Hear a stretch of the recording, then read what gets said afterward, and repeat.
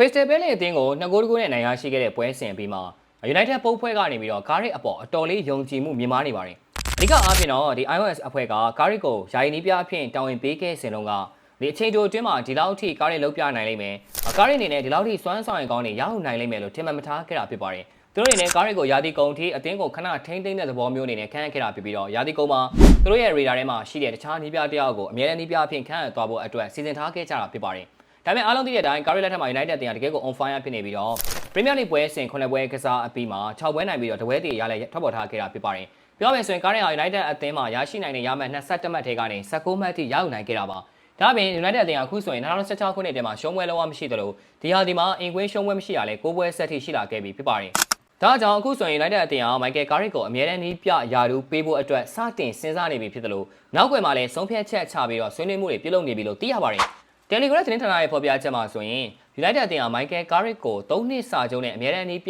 ြအဖြစ်ခန့်အပ်သွားဖို့အတွက်ဆုံးဖြတ်ထားပြီလို့သိရပါတယ်။ဒီ3နှစ်စာကာလအတွင်း Carrick အနေနဲ့ United အသင်းကနေပြီးတော့လောက်ခလာစာပေါင်16တန်းရရှိသွားမှာဖြစ်ပါတယ်။ဒါ့အပြင်နှစ်ဦးသဘောတူညီချက်အရ Carrick ရဲ့စွမ်းဆောင်ရည်ဒီထက်ပိုကောင်းလာခဲ့မယ်ဆိုရင်အပိုတက်တန်းတစ်နှစ်တိုးကွယ်နဲ့စာချုပ်ထဲမှာပါဝင်တယ်လို့သိရပါတယ်။ iOS အနေနဲ့ဒီကိစ္စကိုလက်ရှိချိန်မှာအချိန်မြင့်တင်လှုပ်ဆောင်နေပြီးတော့အဓိကအားဖြင့်ကားရီလက်ရှိပြသနေတဲ့စွမ်းဆောင်ရည်ဟာလာမယ့်ရာသီမှာတခြားပြန်မဲ့အသင်းတွေရဲ့မျက်စိကျလာစရာဖြစ်လာနေတာကြောင့်ကားရီကိုလက်လွတ်မဆုံးရှုံးရဖို့ရေး iOS ဘက်ကအခုလိုစီမံလာတာလည်းဖြစ်ပါတယ်။ကောလာလာသတင်းတွေအရဆိုရင်နီးပြလိုအပ်ချက်ဖြစ်နေတဲ့ Spa အသင်းဟာလည်းကားရီရဲ့အခြေအနေကိုစောင့်ကြည့်နေတယ်လို့ Newcastle တို့ Nottingham Forest တို့အသင်းတွေကလည်းကားရီကိုအလေးထားစောင့်ကြည့်မှုတွေပြုလုပ်နေခဲ့တာပါ။ဒါကြောင့် United အသင်းအနေနဲ့လာမယ့်ရာသီမှာသူတို့ရဲ့ကနဝင်ကစားသမားဟောင်းတယောက်ဖြစ်တယ်လို့လက်ရှိအချိန်မှာအသင်းအတွက်ရလဒ်တွေတိုးတက်အောင်စွမ်းဆောင်ပေးနေတဲ့ Michael Carrick ကိုလက်လွတ်ဆုံးရှုံးရမယ့်အရေးကနေကာကွယ်နိုင်မှုအတွက်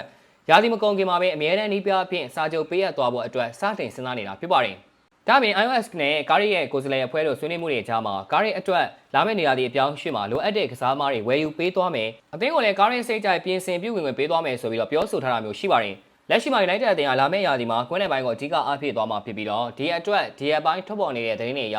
United တို့လေးထားစောင့်ကြည့်နေတာကတော့ Newcastle အသင်းရဲ့ကွင်းလယ်အတွဲဖြစ်တဲ့ Tonali နဲ့ Bruno Guimaraes တို့ပဲဖြစ်ပါတယ်။အသက်25နှစ်အရွယ် Tonali ကတော့လာမယ့်ရာသီမှာ Newcastle အသင်းနဲ့ Champions League ဝင်ခွင့်နဲ့လွဲချော်ခဲ့မယ်ဆိုရင်တေချာပေါက်အစဉ်ကြီးဘက်ကနေထွက်ခွာမှာဖြစ်ပြီးတော့သူ့ကိုခေါ်ယူဖို့အတွက် United အပြင် Arsenal, Man City နဲ့ Liverpool တို့အသင်းတွေကလည်းစိတ်ဝင်စားနေတာပါ။Newcastle အနေနဲ့လက်ရှိချိန်မှာမပေးစရာအဆင့်30ပြင်ပမှာရောက်ရှိနေပြီးတော့လာမယ့်ဂျားရဲမှာဆိုရင် Manchester United အသင်းကိုအိမ်ကွင်းမှာအခန့်ကစားသွားရမှာဖြစ်ပါတယ်။ Newcastle ဘက်ကတော့ Tonali ကိုရောင်းထုတ်ဖို့အစီအစဉ်မရှိဘူးဆိုပေမဲ့လည်းသူတို့အသင်းသား Champions League ဝင်ခွင့်နဲ့ရဲချော်သွားခဲ့မယ်ဆိုရင်ဒီကစားသမားကိုလက်လွတ်ဆုံးရှုံးရမယ်ဆိုတာကြိုတွေးထားပြီးသားဖြစ်ပါတယ်။ဒါကြောင့် Newcastle ဘက်က Tonali ကိုခေါ်ယူဖို့အတွက်စိတ်ဝင်စားတဲ့အသင်းတွေကိုသူ့အတွက်ပြောင်းရွှေ့ခြင်းပေါင်သန်း80ဝန်းကျင်သတ်မှတ်ထားတယ်လို့သိရပါတယ်။ဒါ့အပြင် United အသင်းရဲ့ဒီ Brazil တိုက်စစ်ကစားသမားဖြစ်တဲ့မာတီယက်ကွန်ညာရဲ့အသင်းပေါ်ဖြစ်တဲ့လက်ရှိ Newcastle ကွင်းလယ်ကစားသမား Bruno Guimaraes ကလည်းကွန်ညာထံကို United အသင်းအကြောင်းတွေမေးမြန်းနေတယ်လို့ Telegraph သတင်းဌာနကအခိုင်အမာဖော်ပြသွားခဲ့ပါတယ်။ဒါကြောင့် Guimaraes ကလည်း United ကိုလာဖို့အတွက်စိတ်ဝင်စားနေပြီး United အနေနဲ့ဒီကစားသမားနှစ်ယောက်စလုံးကိုတပြိုင်တည်းခေါ်ယူသွားမလားဆိုတာကလည်းစောင့်ကြည့်သွားရမှာပါ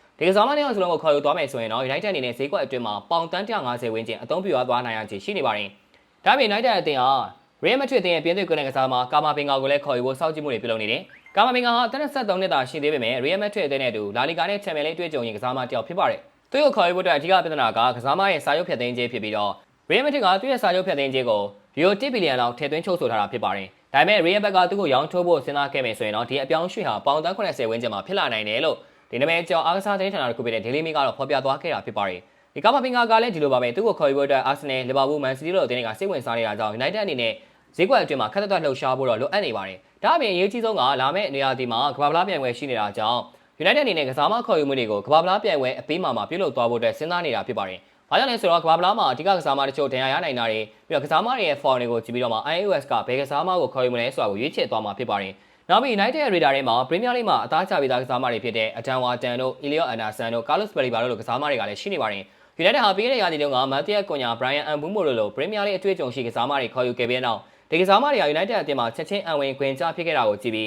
Premier League အခြေစိုက်ကစားမတွေကိုလည်းစဉ်းစားလာနိုင်ပါတယ်။ဆိုတော့လာမယ့်ရာသီ Michael Carrick အမြဲတမ်းနီးပြဖြစ်လာခဲ့ရင်သူခေါ်ယူမဲ့ကွင်းလယ်ကစားမကဘယ်သူဖြစ်မလဲဆိုတာကတော့ကျွန်တော်တို့ဆက်လက်စောင့်ကြည့်သွားရမှာပဲဖြစ်ပါတယ်။